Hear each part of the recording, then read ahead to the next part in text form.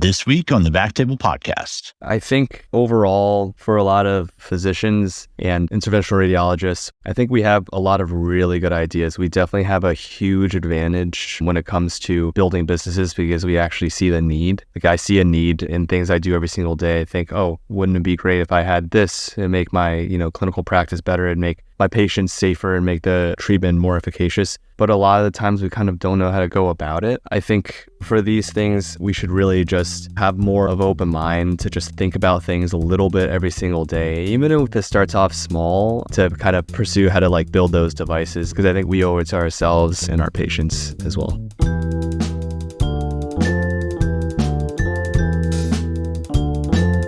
Hello, everyone, and welcome to the BackTable Podcast, your source for all things interventional and endovascular. You can find all previous episodes of our podcast on iTunes, Spotify, and on BackTable.com. First, a brief message from our sponsor. This episode is supported by Reflow Medical.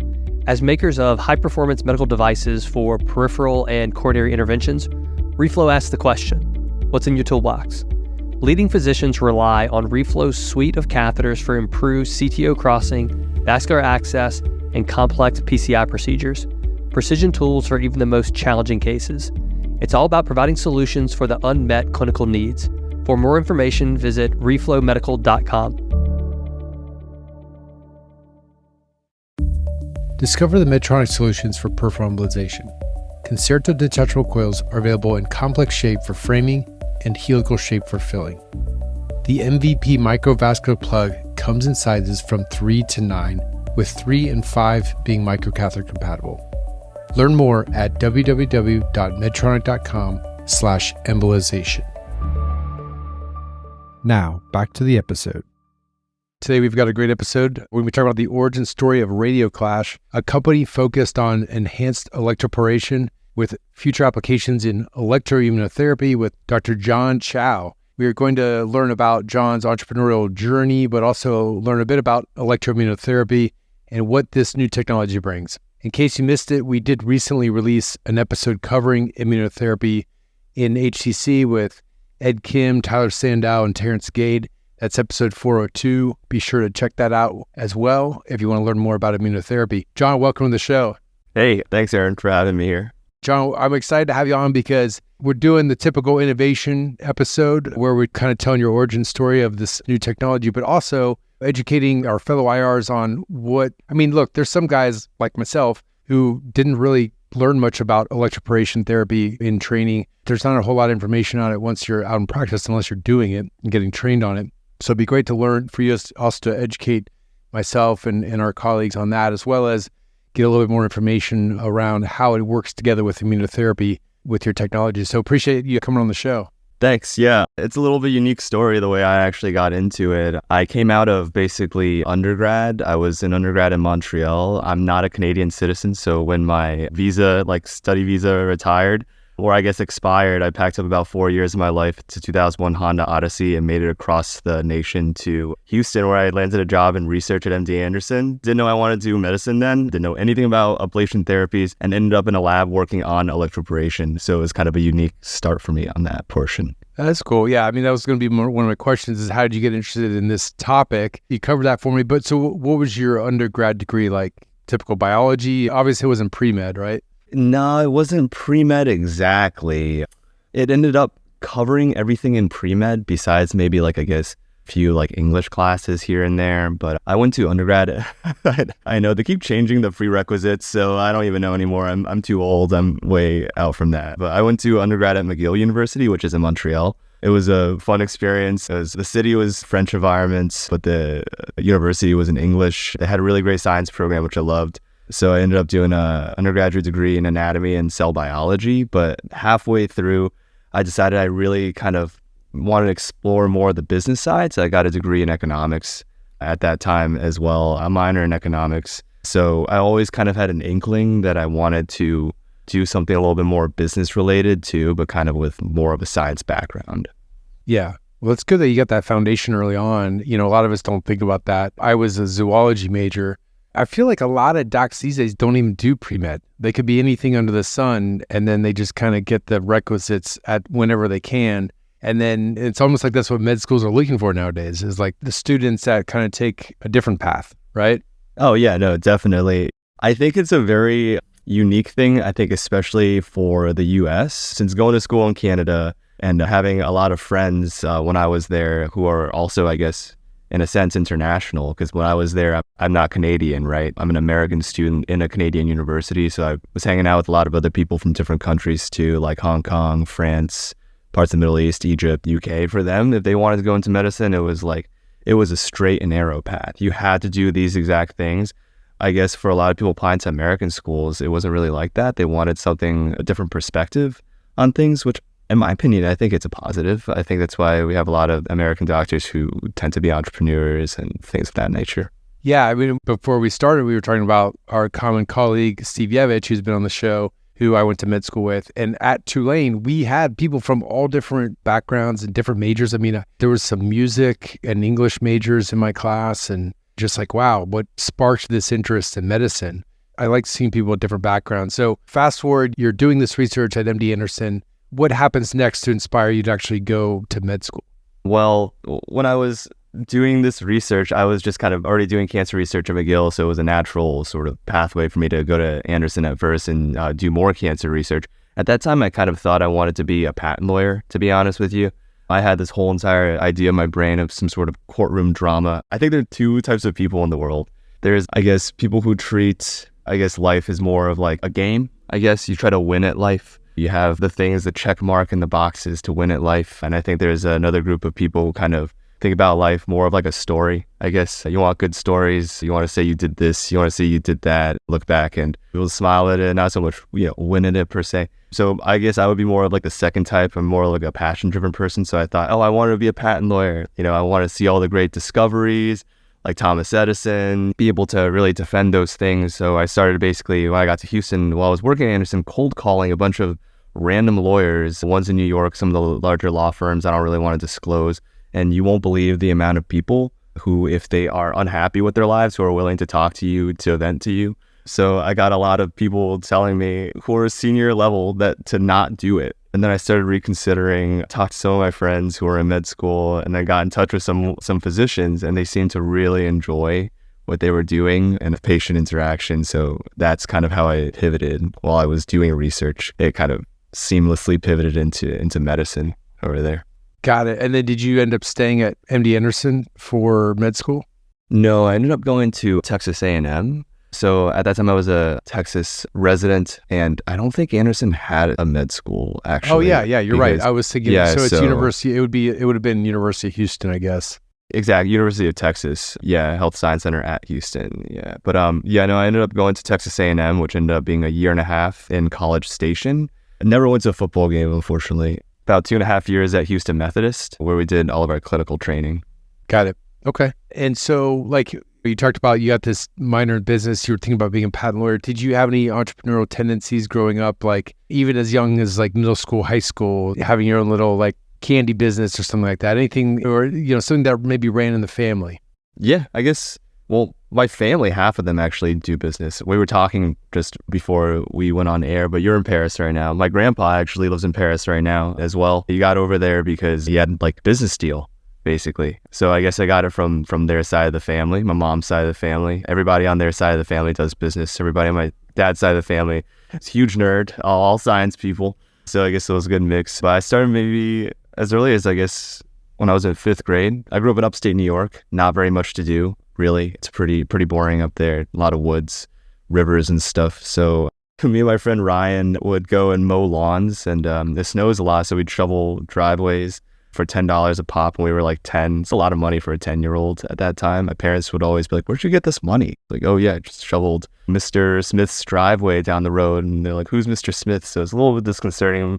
They're 10-year-olds approaching strangers in the neighborhood for cash. Yeah, I started off there. And then in college as well, I started getting into my economics minor. I really like to practice what I learn. I'm not really like a sit and read guy. I'll do it if I have to, but I'm more of I guess an actual person. So I guess between junior year and senior year, when I decided I wanted to do that economics minor, I quit my job in the lab when I was doing developmental genetics at that time. They were paying me, And much to my parents' dismay, I decided to start Montreal's first pop-up taco shop. So it was called JQ's Taco Delivery, and it was an interesting format, but there was horrible Mexican food in Montreal. I'm sorry to say that. I'm sure it's better now, but as an American, there's Mexican food everywhere, and now I'm like in Montreal, there's no Mexican food. I was very alarmed. I feel like I had to do something about it. It was a good opportunity to learn how to create a concept from the idea all the way through the finish. We assembled a good team. My roommate had graduated from chef school, so that kind of helped a bit. So it was great. We paid for a whole entire 4 months of rent that summer, and some of my friends thought I should franchise it, but I wasn't going to drop out of school to franchise a taco pop-up shop. But yeah, we paid for a whole entire summer, except I did not have enough money for internet, which was okay.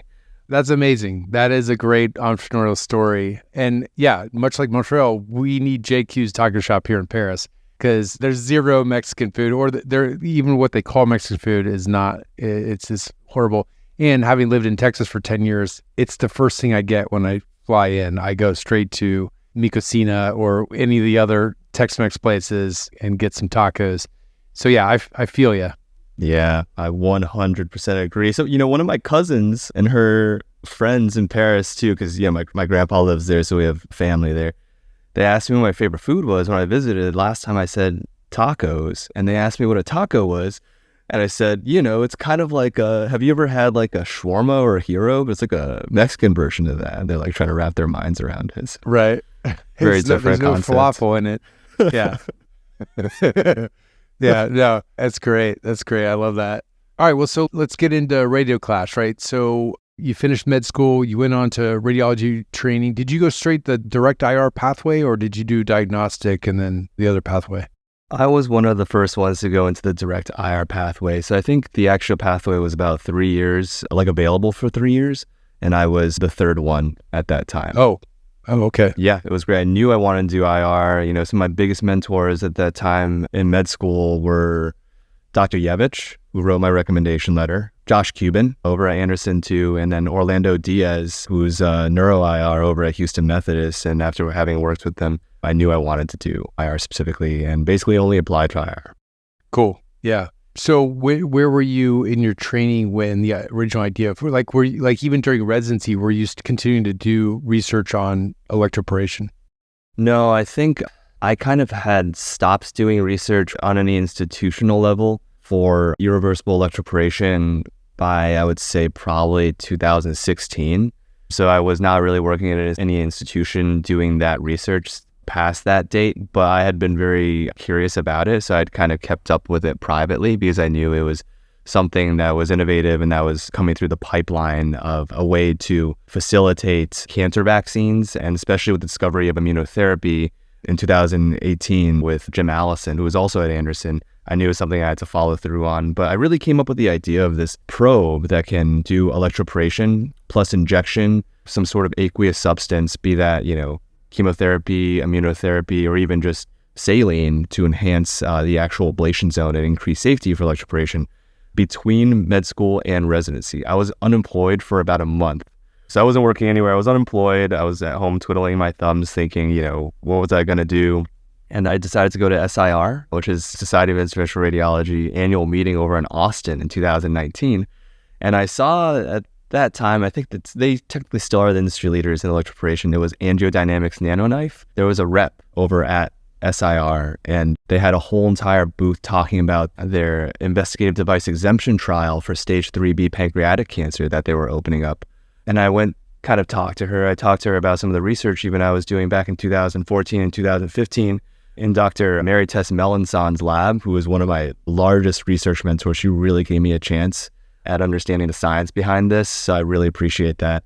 Saying we had been doing experiments injecting chemotherapy into the tumor directly after electroporation. And in all those trials, it had worked much better than any sort of just electroporation alone because it got a larger tumor ablation zone. And just like the electroporation alone, we'd use as our control. And a lot of times those cancers would come back. So I was kind of talking to her about this. And of course, she's a rep. Like some reps understand a lot of stuff, but some don't really understand the nitty gritty when it comes down to experimental things. And of course, she's like, I have no clue what you're talking about. I'm trying to sell you a probe here. And then as I walked away from that conversation, I thought, someone should really invent this, I guess. And I thought maybe I should. So at that point, I dropped the patent, which was right in between med school and residency while I was unemployed, and kind of built off of that. Okay. And so did you say that was 2019? 2019. That's right. I was at that essay. It was the last one before COVID. And then, because I was also in Dallas at the time, so I just drove down to Austin. Yeah. So, okay. Well, fantastic. So 2019, you had the idea. What were the next steps? Like, where'd you go from there? Did you have a co-founder? No. In the beginning, nobody would actually, I guess, touch the idea. They thought it was really nice. They thought it's just, this is a great passion project, good for you sort of thing. But no one really wanted to be involved because it was early and it was risky. Especially you talk to any sort of founder, especially a first-time founder, I think a lot of times nobody really believes in their idea. So you really got to believe in your idea like the most before anything. So it was just me for basically like a year. I had turned that prelim patent that my parents gave me $2,000 for. I begged them for that $2,000 into a utility patent when I started making money during my first year of residency. And then about a year and a half later, my little brother at that time wanted a summer internship. So technically he was our first employee. I had him look up some investment funds that we could kind of apply to. And after that, one of my med school friends, who was a dermatology resident, her husband had been doing startups in Austin for about a decade at that point, mostly software, but he was an electrical engineer as well. So he kind of caught on to this idea. He thought it was neat, made a few CAD models for us, shocked potatoes in the living room. We ended up sourcing our own material from Needham, Massachusetts, and Northside Houston, developed our own probe for about $2,500. And then from there, we ended up getting our third person, Sam Daria, who is out in New York. He had kind of approached us because a family member had cancer, learned about our device, and basically brought the finance side of us, made this whole entire science experiment more of a real business. So I guess, long story, I was really the only founder, but we now have 3 other people. It's me, myself, Dwayne Bester, who's our CTO, and Sam Daria, who is our CFO. So when it came time for them to be like, okay, John, what do you want to call this company? How did you come up with RadioClash? Yes, so I was listening to the Clash, and the song London Calling came through, and I was, jamming out to it. And I was like, I think this idea would be pretty cool if we called it like RadioClash, because I'm an interventional radiologist, and clash is a good word for a kind of creative destruction. So I thought it was, interventional radiology techniques to, I guess, create new, surgical procedures in a creative, destructive way. So that's kind of how the name came about. Fantastic. I love it. I love it when it's rooted in music. So tell us, when you guys first started, you mentioned the finance guy that came in. What cancers did you have in mind, first and foremost? Was it HCC? Was it something else? Where did you see this working first and foremost? I think originally we just wanted to target soft tissue ablation, mostly because that was the same indication. And that is still what we're targeting initially, because that's the same indication that all of our predicate devices have targeted, including AngioDynamics NanoKnife and a new ablation probe out there as well called Galvanized Alea system. They all target soft tissue ablation. But the way that I kind of want to see this used eventually is for metastatic cancer.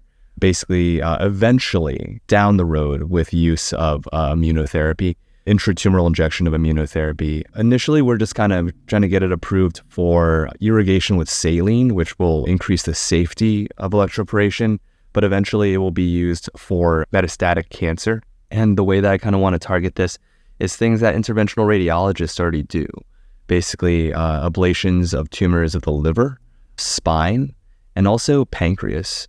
That's kind of the first ones. Right now, there are a few trials out there from some of our predecessors who had been targeting cancers of the skin. So melanoma, breast, a lot of those sort of therapies, you don't really need a probe to do it because you can actually just visualize the lesion, right? There's no increased risk by saying I'm going to put an electroporation probe on a skin lesion and then just inject some sort of substance in the skin lesion because you can visualize it. But if you're going to translate that to somewhere deep inside the body, you really want something that's kind of physician preferred, one stick, just one probe, no multiple probes. You don't have to sneak a second needle in there to try to do all this stuff because each time you do that, it increases risk to the patient. So ours is really for deep-seated tumors inside the body. And just real quick, I want to talk about how electroporation works here in a minute. But in terms of bone, I mean, I guess, I think of bone, RFA or Like, for example, osteocool and radiofrequency ablation, you drill into the bone and then you have a heated ablation zone. How does it work with bone and electroporation? So I'm going to kind of go through a 10,000 foot overview, just to sort of the different modalities. I wrote a paper back on this over for SIR. If you want to look on their website, I kind of talk about all the different types of ablation modalities, but there are really like only three big categories. There's thermal ablation, which is going to be microwave ablation, and radiofrequency ablation. Those destroy tumors basically by coagulative necrosis. It basically chars the entire sort of tumor. It gets rid of everything. It kind of melts it away in a way, including all the antigens. And then there's another type of therapy called cryoablation that basically works by freezing the actual tumor or soft tissue, what have you, until it reaches sub-zero temperature. Everything dies and it basically shears. That's unique because it actually preserves antigens, so it allows for immunogenicity for if you want to develop some sort of immune response to that type of cancer. The third type of ablation is the one that is least well known. That's electroporation therapy. This therapy is not thermal and it is not cryo. What it does is it basically applies a voltage potential across a cell membrane in a tumor and punches a bunch of holes all throughout that cancer cell or any sort of cell. Once those holes are in the cell membrane, everything from inside the cell leaks to the outside of the cell. And that cell loses homeostasis, and that's how the cell basically dies. But the unique thing about electroporation is it preserves the actual tumor antigens. So unlike, say, microwave ablation or radiofrequency ablation, which chars all the antigens, electroporation preserves those tumor antigens. So if you were going to basically try to generate an immune response to get the body to create an immune response against your own cancer antigens, electroporation is the way to go because those cancer antigens basically remain, and then you can actually generate that type of thing. There are reports in the literature from as old as I think in the 1970s of something called the abscopal effect, which is the first time I heard that phrase was I was on a away rotation over at Stanford with Dr. Huang, and she kind of mentioned the abscopal effect to look into it. And I realized it's an effect that in certain populations, the body will create an immune response to their own cancer cells.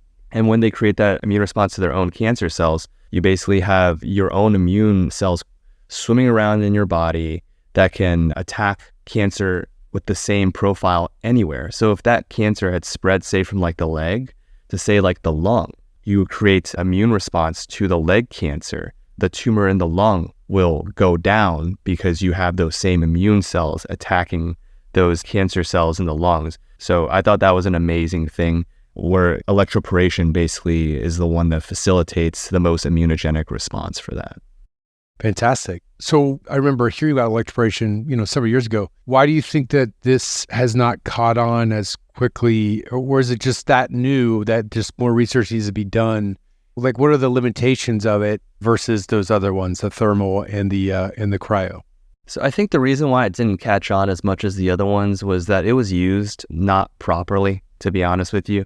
If I'm just going to ablate an actual tumor, just try to get rid of that tumor by itself, I would always try to go with microwave ablation probably. Or if I was going to go, say, lung, maybe I'll do cryo. But I think if it's just localized to that area. Exactly, because that's always a better like one-off. You want to just get rid of something equivalent to surgery, microwave ablation would be like my number one thing to go to.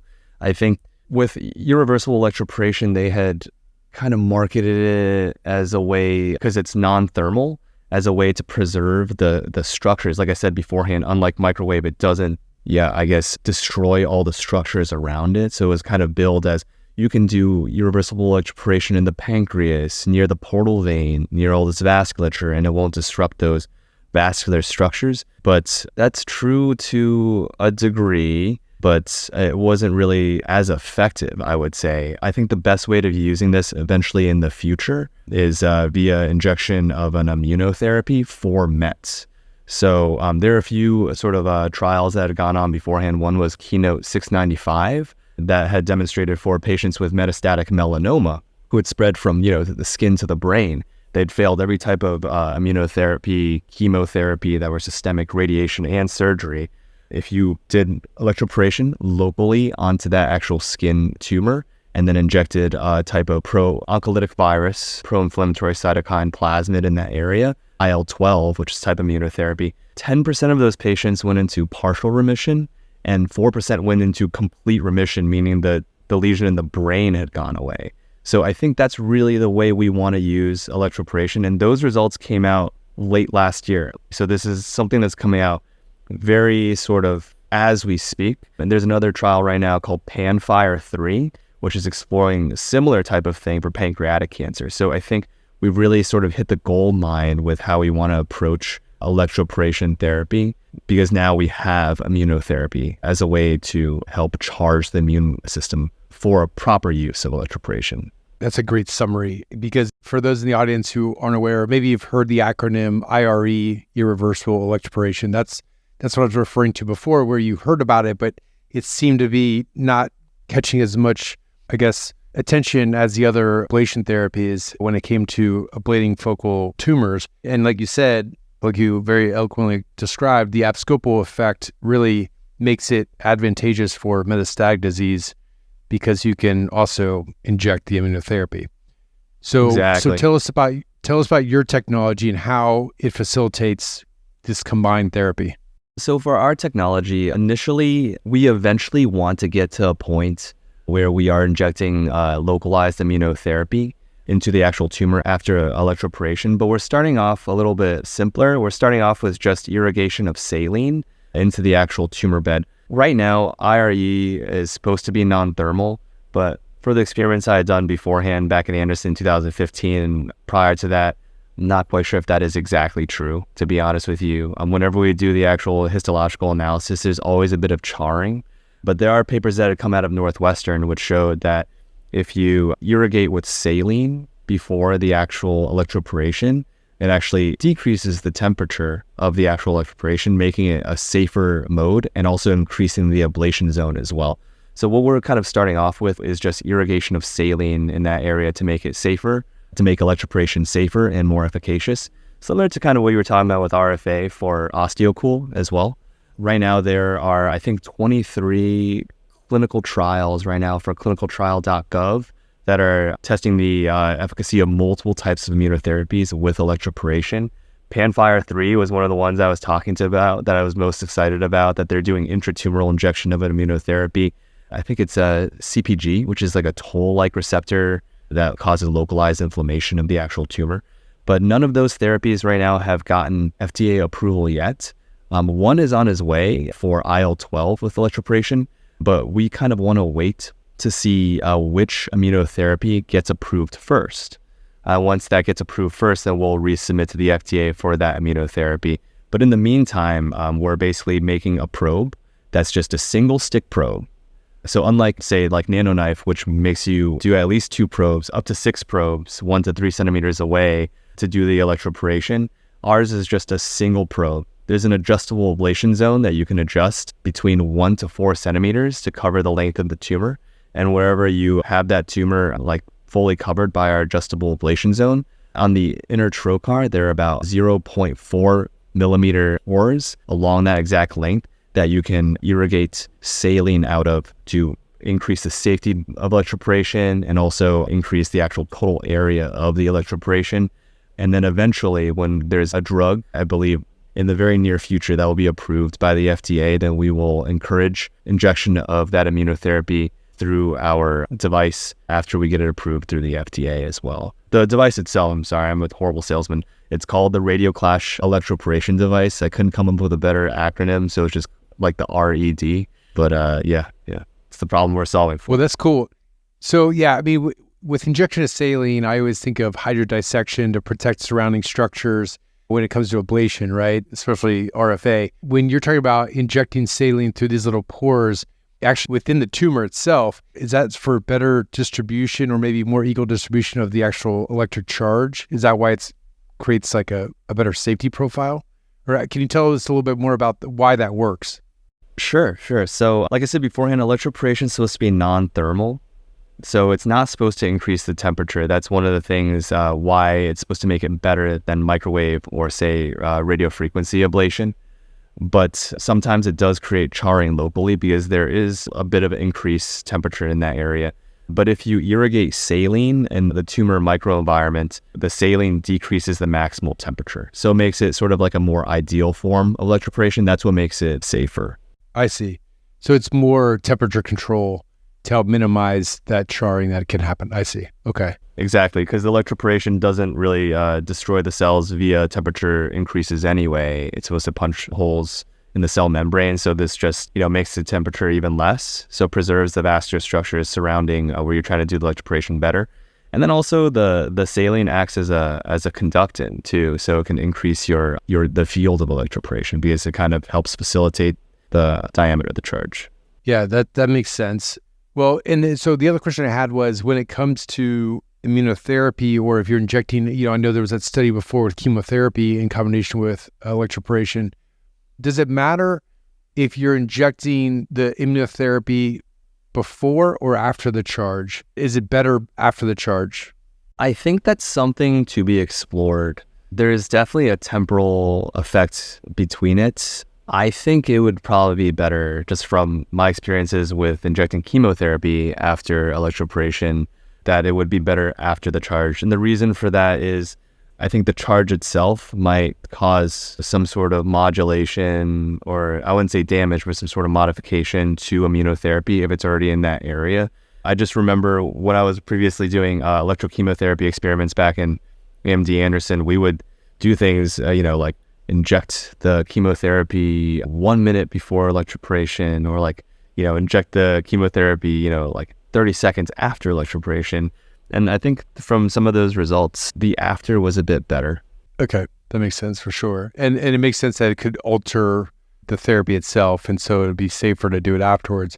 And because, ultimately, you just want the antigen to be exposed to the immunotherapy, right? So that the immunotherapy can do its work in the rest of the body. Exactly. And it kind of electroporation also is a unique way of softening up the stroma around some of this, because some people would just say, why not just do systemic immunotherapy after you do electroporation, right?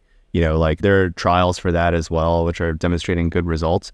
But a lot of times the tumor is sequestered by stroma. Like a slam dunk sort of example of that would be pancreatic cancer. It has a pretty strong stroma around it. So a lot of times if you do systemic immunotherapy, even if you want it to, interact with the actual tumor, it can't, because it can't reach it because of the actual stroma. Electroporation will permeabilize that stroma, allow for the interaction of the immune cells and the tumor antigens. That was a paper originally that was published in 2018 by one of my mentors, Dr. Mary Tess Melanson, and June Zhou out of Chun Li's lab at MD Anderson in Nature Communications, that kind of kicked off this whole entire idea of immunotherapy with electroporation. Yeah, you mentioned that earlier in the conversation. It's really fascinating, the possibilities, because my next question is, I wonder, let's say somebody has metastatic breast, because it tends to go everywhere, and they have multiple liver lesions, but then they might have lesions, they might have bone lesions as well. When we think about typical ablation, cryo, or RFA, and someone who's a non-surgical candidate, we're treating multiple lesions in the liver. Do you see there being a need to even treat multiple lesions, or maybe just treating a dominant lesion and then seeing how they react to the immunotherapy afterwards, and therefore kind of minimizing the amount of electroporation that they have to undergo? Yeah, you hit the nail right on the head, Aaron. That's the way I basically envision this going. We treat the dominant lesion, and then basically a dominant lesion should have the most, I would say, heterogeneous antigens as well, because it's kind of gone through mutation. So whatever kind of spread would probably have some sort of antigenic profile similar to that dominant lesion. And then we wait for the localized immune response to develop T cells that target the same antigens as that dominant lesion, and then try to wait for that systemic abscopal effect, which the T cells go around the body and attack the sort of satellite lesions. I don't think this thing is going to replace other types of therapy. I think this is going to be an adjunct therapy. We still want to debulk. Where if something is going to be a huge tumor, you still want to debulk those things, make people feel comfortable. But I think this is really going to be something that's going to help people that would otherwise kind of just be on lifelong immunotherapy or chemotherapy, where this kind of, at least is in clinical trials, has demonstrated a subset of people shows possibility of a complete cure, which is kind of the whole entire idea here. Yeah, which is amazing. But you mentioned something that's interesting. A lot of people are expecting immunotherapy to kind of turn cancer into just maybe a chronic disease that we deal with, just like high blood pressure and others, which would be something incredible as well. Like, I mean, it's not a cure, but it's something that you're dealing with and we do see that a lot oftentimes with patients.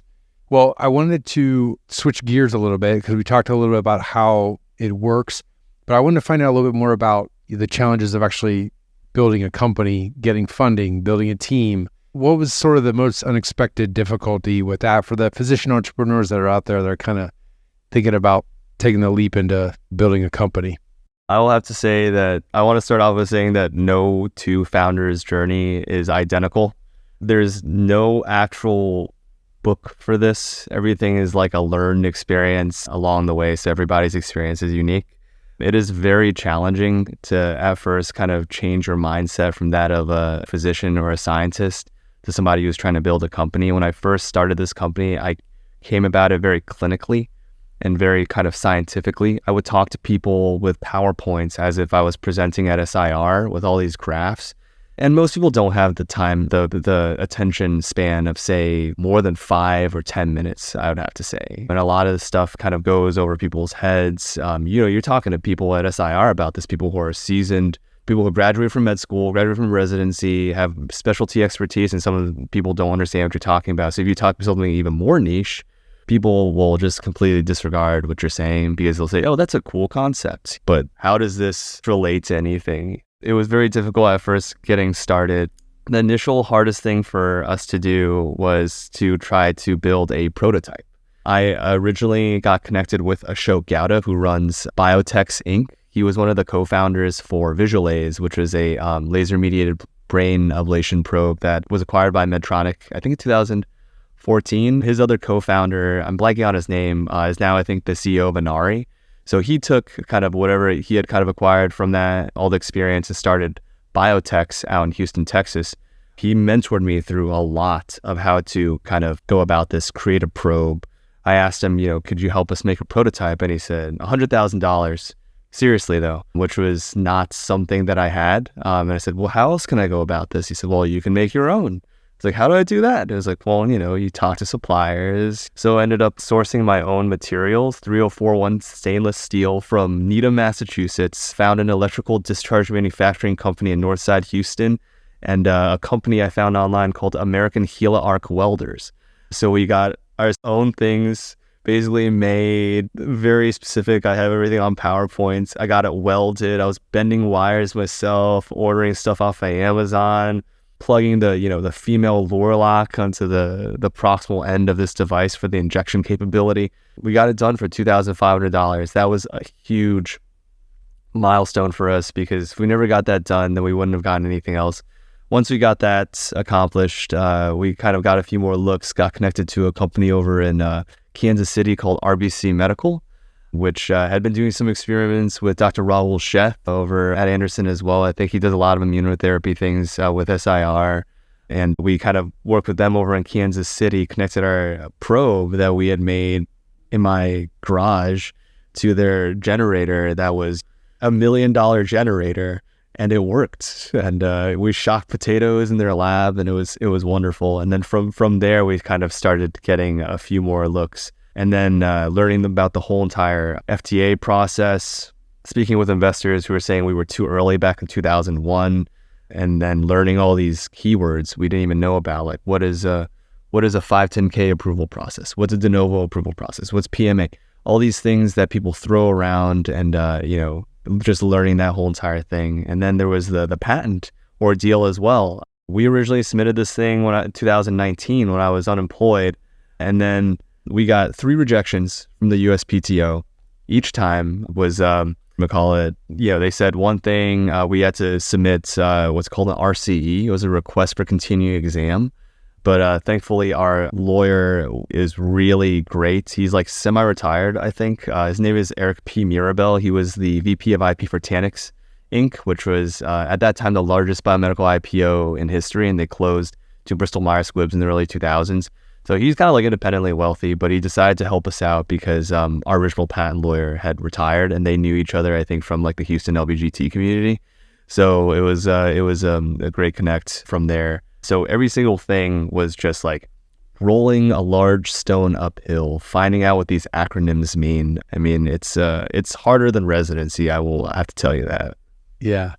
That's amazing, man. I mean, we joke about IRs being MacGyvers. People like to kind of brag about that stuff, but you're like the real deal. I mean, you built this thing literally. Was this out of your garage? Was this in your house? Like, what was your space that you were working with? It was in our living room. We were living out of some converted warehouse sort of thing in Eastside Houston. We had 2 rooms.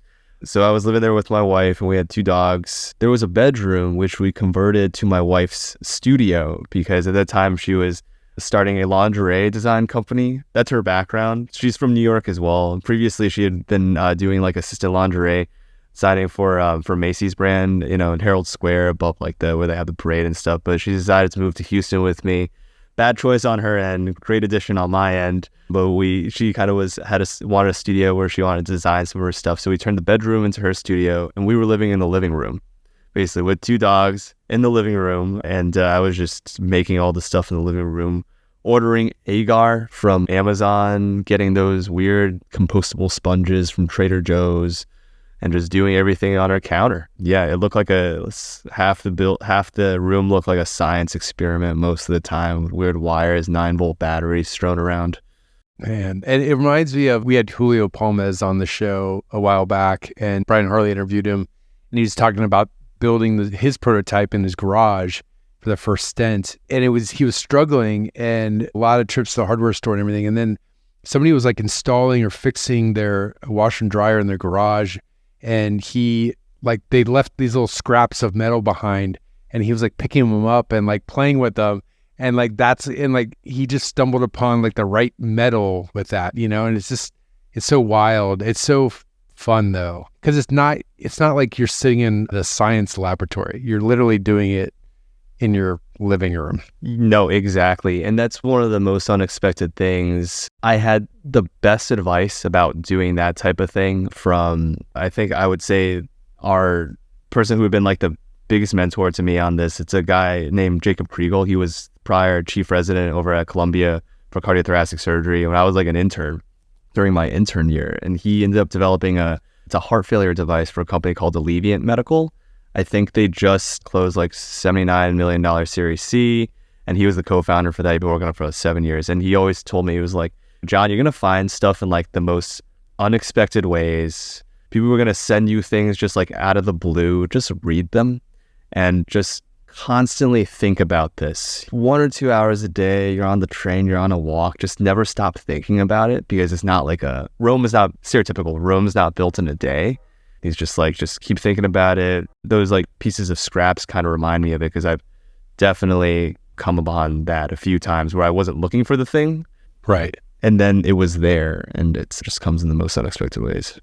Yeah. And like, think about, you were talking about, we started in the beginning where you're like, there's 2 people. There's people that want to win the game, and there's people who want to have interesting stories to tell. And you've already got those stories, right? It's not about the exit. It's about this whole process, right? And the stories that you get to tell by going through it. And so that's what I love about the startup world. It's not even, an exit is great and everything, but like the experience is the incredible part. Right? Yeah, no, absolutely. It's been a great experience. But one of the things is, as I learned along the way, is in order to get investors, you do need an exit plan as well, which we actually do have at this point as well. We're planning to basically get FDA grant approval probably midway through 2026. We have, 2 FDA Q subs said that we're a 510K approval process. We have all of our manufacturers lined up. On the generator side, I can't say right now because I don't want to disclose. But on the pro manufacturing side, we're working with Biotech and Ashok. We're working with Lean Rocca. The CEO, Michelle Lott, is amazing when she comes to, and her whole entire team, Valerie and Beth as well, basically getting us that pathway, which I think a lot of the larger companies didn't know how to. And then working with Eric for the IP side. But we have a full plan. Last year we raised $2,500 based off our pre-seed, which got us to this area. We won the Columbia Venture Competition in 2001, which got us a little bit more money too. So we definitely have an exit strategy in 2026 after we get FDA grant. Yeah. Fantastic. So that was one of my questions, is like, where are you in the process of going to market? It sounds like, you just told us about the FDA process. I know you wanted to talk a little bit about maybe a seed round financing. Do you want to tell the audience about that? So we are starting a seed round right now as well. So this will be our first priced round. We've already closed a round beforehand early last year through Safe Notes. And then we basically took that money and did everything we said we were going to do, plus more. With that money, we got an actual prototype designed. We have a patent. We've submitted more patents. And we got a FDA 510K pathway. With this new seed round, we're planning to basically build a RadioClash branded device plus generator combination that will fulfill the GLP animal lab testing required of us through the 510K process in order to get the grant, which is a fancy word for approval with the FDA in 2026. So if you guys want any information on that, we'd be more than happy to share. Our email is info@radioclash.co. It's info@radioclash.co. I had to think about how to spell that for a second. But we are starting now, and we're kicking off our first pitch with some angel investors tomorrow. Perfect. Awesome. I mean, and there's definitely some familiar faces on the advisory board. You got Josh Kuban, which we mentioned earlier, and Rahul Sheth as well. And it seems like a great team that you guys have put together. Anything that I left out that you think is essential for the audience to know? I think just overall for a lot of physicians and interventional radiologists, but also for, a lot of other specialties that I think are device heavy, vascular surgery, now neurosurgery in a lot of those places as well. Cardiology. I think we have a lot of really good ideas. We definitely have a huge advantage when it comes to building businesses because we actually see the need. I see a need in things I do every single day. I think, wouldn't it be great if I had this and make my, clinical practice better and make my patients safer and make the treatment more efficacious. But a lot of the times we kind of don't know how to go about it. And we're kind of afraid to go about it as well because we don't know where to start. I think for these things, we should really just have more of an open mind to just think about things a little bit every single day, even if it starts off small, to kind of pursue how to build those devices. A lot of times when we see CEOs of these companies, they come from a finance background and they rely upon people like us to basically tell them how to do things. But really, we're the ones giving them a lot of the ideas on how to go about addressing these needs. So I would just really encourage a lot more, physician entrepreneurship, because I think we owe it to ourselves and our patients as well. Yeah. I mean, one last thing before we finish up, if you don't mind me asking, I know how it is trying to run a company plus clinical practice plus a family with very young children at home. How are you managing and how are you? I know it's hard to answer that because it's kind of just, you just do it and it all kind of works out. But any advice in that realm? Because sometimes people are just there's just not enough hours in the day. But you just got to kind of figure it out. Yes. So I think a lot of that was actually honed through my clinical training, in which had to ever since first year, people would say, be more efficient. How do you make 80-hour week clinically without breaking hours? Be more efficient. And I think part of that is kind of what I had said earlier when my mentor, Jake Kriegel, told me, just keep thinking about it all the time. Believe it or not, I do most of the things for the company on a 40-minute train ride to and back from the hospital. That's about an hour and a half every single day. I do a lot in that time, basically. So that multiplied by, 5, that's a fair amount of time. That's a full workday just dedicated to it. I wrote the entire utility patent on the train in the course of a week, there and back, just on my laptop. So I think a lot of stuff, there is time, kind of downtime. And overall, I don't know, I'm an antsy person. So I kind of can't sit still overall, but I think there is time to be made if you're really passionate about it and it's really important to you. And I think time shouldn't be a limiting factor for it. I have kind of chilled out a bit more on some of the research that I normally do. I have a 4-month-old, so I'm really enjoying spending a lot of time with my kid right now too. Yeah, that's essential. Don't subtract from family time, subtract from lists or priorities is my advice too. Absolutely. Yeah. Well, John, it's a great place to put a pin in it. Thank you so much for coming on and sharing your story. You said the contact information. We'll put that in the show notes as well. So if anybody wants to reach out to John to learn more about RadioClash, to learn more about the seed round, that will be in the show notes. Thanks, everybody, for joining us. We'll catch you next time. Thanks, Aaron. Thank you so much for listening. If you haven't already, make sure to subscribe, rate the podcast 5 stars, and share with a friend. If you have any questions or comments, direct message us at @_BackTable on Instagram, Twitter, or LinkedIn. BackTable is produced and hosted by myself, Aaron Fritts, and co-hosts Chris Beck, Sabine Don, Michael Barraza, and Ali Behetti. Our audio team is led by Kieran Gannon, with support from Josh McWhirter, Aaron Bowles, Nick Shellcross, Josh Spencer. Design and digital marketing led by Brian Schmitz. Social media and PR by Ann Dang, Manisha Naganathanahali, and Manveer Singh Sabri. Administrative support provided by Jamila Kennebrew. Intro and extra music is Ripperoo by Skeptic Moon. Find us on Spotify or at local live music venues in New Orleans, Louisiana. Thanks again for listening.